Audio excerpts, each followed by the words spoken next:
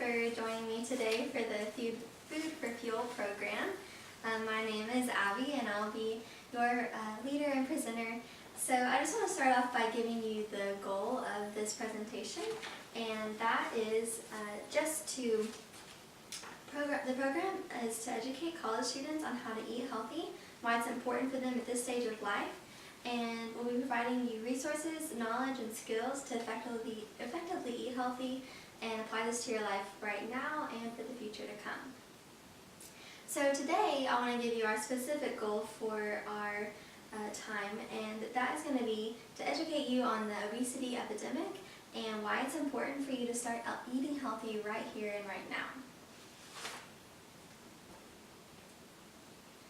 Okay, so as most of you probably know, there is an obesity epidemic here in America.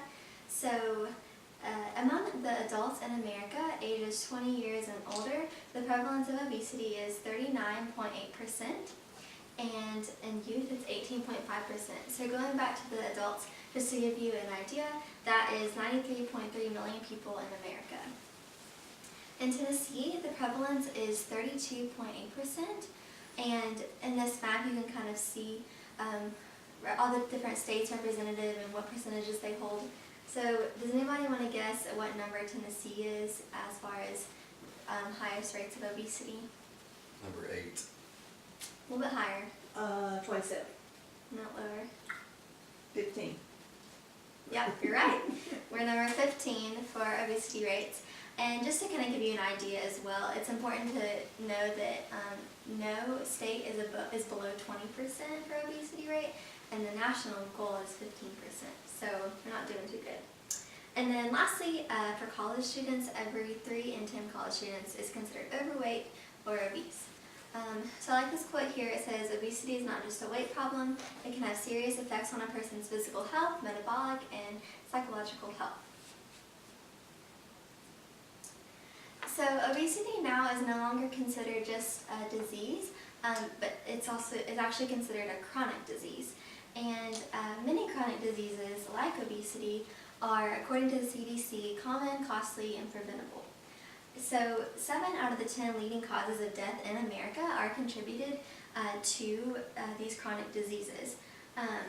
So in the U.S., that's approximately 678,000 deaths per year that are caused by unhealthy diets, which is derived from poor nutrition and lack of activity and those kind of things. And most of those people are considered obese, which is a huge number, especially when you go back to thinking about most of these are preventable and they're really costly. So does anybody else want to guess some other diseases that could possibly come from a person being obese as well?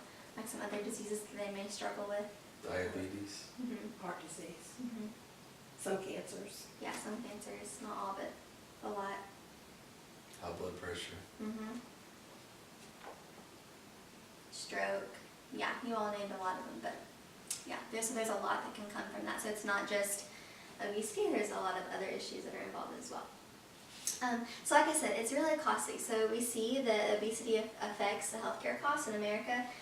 So treating chronic disease accounts for 86% of healthcare costs, and $147 billion is spent on obesity-related diseases every single year. So obesity also is affecting the workplace, which is somewhere you may not initially think, but especially as you get after your career and you get out into the workforce, this is something that you probably will observe a lot more because people who are going to be obese, studies have shown they're going to take more sick days, they're going to have more medical claims, and so this on average is costing businesses $4.3 billion every single year. So it's a huge issue. And according to the Trust for Americans' Health, if obesity trends are lowered by only 5%, millions of Americans could be spared these serious health problems like obesity and all those diseases that we just listed, and our country could save $158 billion within the next 10 years. So I'm hoping you're seeing the issue at hand and why it's important to eat healthy. That's what we're going to talk about next. So poor nutrition and lack of education on healthy eating is a big contributor to obesity. The CDC found that in America, like it says, only 12.2% of adults get the amount of fruit they need per day, and only 9.3% get vegetables. And then specific to you all in college, only 5% of college students get the recommended fruit and vegetables per day. So this quote up here, it says, "Food acts as medicine to maintain health and to prevent and treat disease."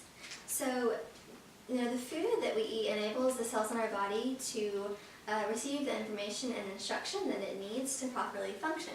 So when our bodies are receiving the wrong information, whether from bad food or we're not getting enough information, so we're not getting enough food, our metabolic processes are going to suffer, and then our health is going to decline.